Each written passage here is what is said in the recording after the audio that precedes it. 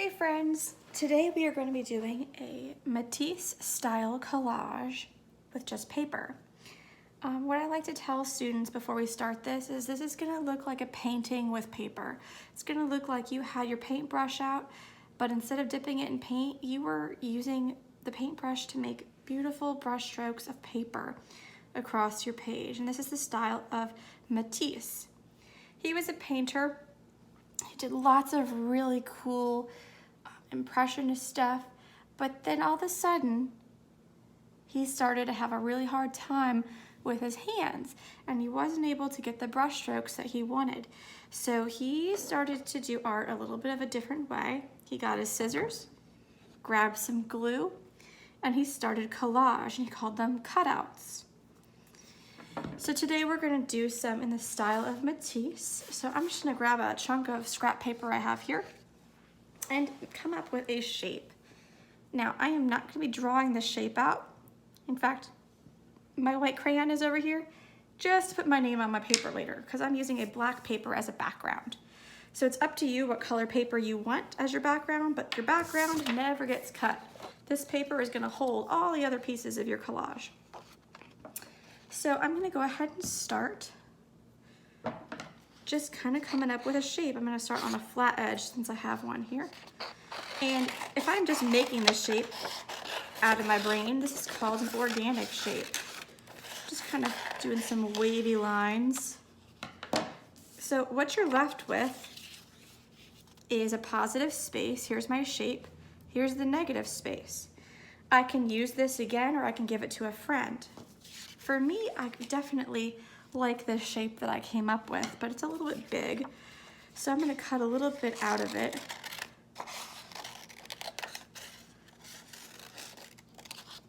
Oh, I like it even better now. Now I have a positive space here, and then I have a negative space when I take it away. I can use this one again later. So out of one piece of paper, I have three things I can use.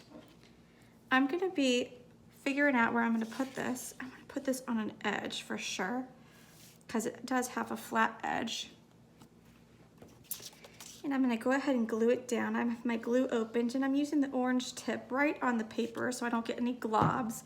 I get a nice thin line of glue. You could just leave the tip on the paper and use little dots as well. It's up to you. So when you start this, I want you to think about the kind of colors you want to use. Miss Hopkins really likes cool colors, so I use a lot of the cool colors in my picture. I want to use the outside of this shape again, so check this out. I'm going to make a little cut on the corner where I had it, and I'm just going to kind of follow that line around that I had with my scissors. I'm not drawing this out. I'm just letting my scissors come up with a really cool design. My brain and my scissors. So I can still give this to somebody else. There's still a lot of paper left on here to use. So now I have this really big long shape here. It's so big that I might actually cut it in two. So I have these wonderful lines that remind me of like brush strokes. And then I have this little chunk over here. Now I don't know where I want to put them yet, but I definitely want to get another color involved before I do. And I'm going to go something completely different. I'm going to go with a bright yellow. This one kind of reminds me of the color of sunflowers. So I'm going to come up with a shape.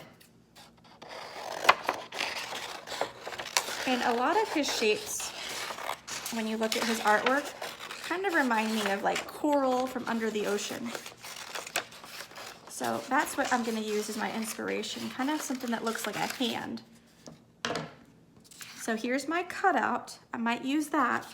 I'm definitely going to use the shape that I had, and I'm going to put it up here where it's overlapping just a little bit on the first shape. So that's pretty fun. And now I have two colors on my paper. So for collage, it's all made out of paper. You're not drawing anything. I'm going to have this up here just where it's touching the blue. And now I might put this guy right on top of it. Maybe even off to the side. Maybe over here. It's really up to you where you want to put your stuff. I might just take a little chunk out of him and have him sticking right here, kind of like that. Yeah, I like that. So now I've got 3 pieces glued down. I still want to use these guys, but I'm not sure where I want to put them yet. It might look nice to have them just outside in some of this empty space, but I think I want to put a little bit more yellow on for sure. Oh, had a little paint on that paper. That's okay. It wouldn't be an art lesson if Miss Hopkins didn't get messy somehow. So I'm going to come up with a shape. Kind of like a little blob of paint maybe. Put this guy somewhere. So I've got a couple extra small pieces I definitely want to use, but I want to use one more color today for sure. And for me, it's going to be green, okay? Happen to use some yellow and blue. If you mix those together, you do get green. So maybe that's why I wanted to use it. And I've got a funny shape already kind of cut, so it's really up to you guys what shapes you want to do today. I already have 3 things glued on, so if this was my stopping point, I'd be a good stopping point for today. But I'm going to keep going.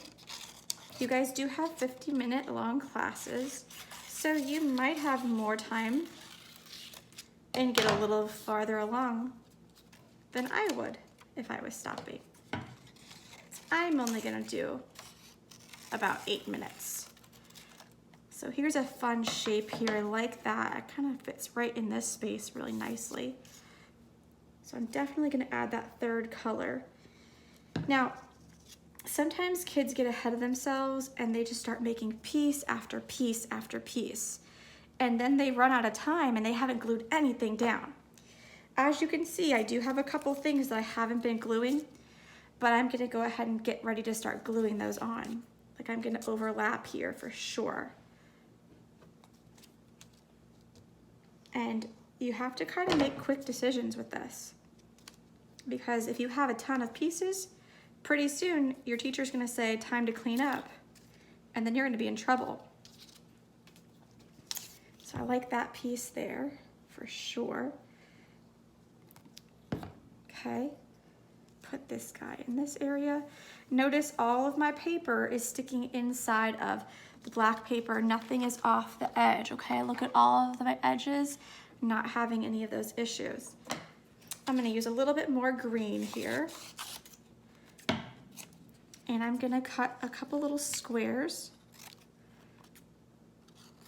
They don't have to be perfect squares. And I'm gonna create a line. So I'm gonna start in this area. And I'm gonna take some green and create a green line of shapes that travels a different direction, maybe off to the side of the page. And when I get over there, I could add another piece of green, maybe a bigger piece, if I wanted to. So it's really up to you. Now, we've been looking at this picture from this direction the whole time. What if I turn it this way? Looks a little bit different. What if I turn it this way? I challenge you to turn your paper a couple times, because you're gonna see different areas where you wanna add things. And 3 colors is great, but you could always add more colors. So if you feel like you're happy when you get to this point, I have lots of pieces on there. Pretty much everything got glued down that I wanted to. There were some pieces I didn't use, so I can give them to a friend, or I can put them in the recycling bin if they're really big pieces, like I have this much green left over. Somebody in another class is gonna wanna use that. So I would put that back in a scrap basket, or keep it, or give it to your teacher, wherever she wants you to put it. Don't just crinkle this up and throw it away. Nobody wants to use a scrap that you've crinkled up. So make sure you get your name on it. If you used a black paper like me, then use a white crayon. If you use a different color paper, you can probably use a Sharpie. Can't wait to see your Matisse inspired collages. Bye.